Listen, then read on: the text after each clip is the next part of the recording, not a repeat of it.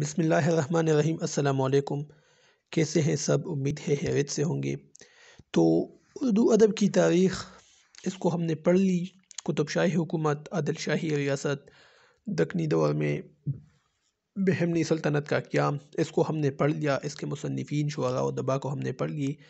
آج انشاءاللہ اس short video میں آپ دیکھ سکتے ہیں میں نے کیا آپ کے سامنے پیش کیا ہے۔ یہ مختلف شعراء ہے، مختلف ادباء ہے اور اس کے تصانیف ہے جو کہ ایم سی کیوز میں آ سکتے ہیں۔ بہمنی سلطنت کے ادباء اور شعراء یہ ہے، پھر عادل شاہی دور کے شعراء و ادباء ہے، اس کے بعد پھر نیچے قطب شاہی دور کے شعراء اور ادباء ہے۔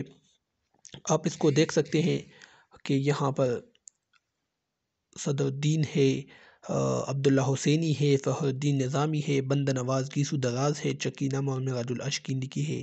اس کے علاوہ عادل شاہی دور کے شعراء و ادباء ہے، مرزا مقیم استر آبادی ہے، چندر بدن اور ماہیار اس نے لکھی ہے، عبدال نے ابراہیم نامہ لکھا ہے، اور شاہ برہان الدین جانم انہوں نے ارشاد نامہ، بشارت الذکر، کلمۃ الحقائق، وجودیہ یہ لکھے ہیں۔ پھر کمال خان رستمی نے حوار نامہ لکھا ہے، نصرتی نے گلشن عشق، علی نامہ، گلدست عشق اور ایک غزلوں کا مجموعہ بھی لکھا ہے۔ اس کے علاوہ ملک خوشنود ہے، ہشت بہشت لکھی ہے انہوں نے، بازار حسن کا اردو ترجمہ کیا ہے، یوسف زلیخا کا اردو ترجمہ کیا ہے، ٹھیک ہے۔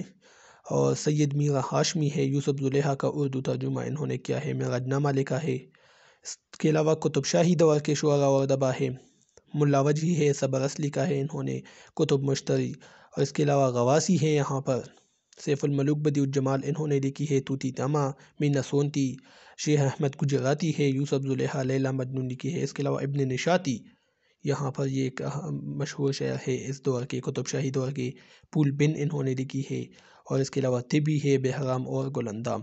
تو یہ ایک ویڈیو تھی جو میں نے آپ کے سامنے پیش کی، تو یہ ان تینوں کا ایک نچوڑ ہے، اس کے مصنفین اور اس کے تصانیف کا ایک نچوڑ ہے جو میں نے آپ کے سامنے پیش کیا۔ یہ میں نے تیار کیے، ایک پیج پر لکھے اور آپ کے سامنے میں نے پیش کیے۔ آپ اسے اسکرین شاٹ لے سکتے ہیں اور اس کو اپنے پاس نوٹ بھی کر سکتے ہیں۔ شکریہ، والسلام۔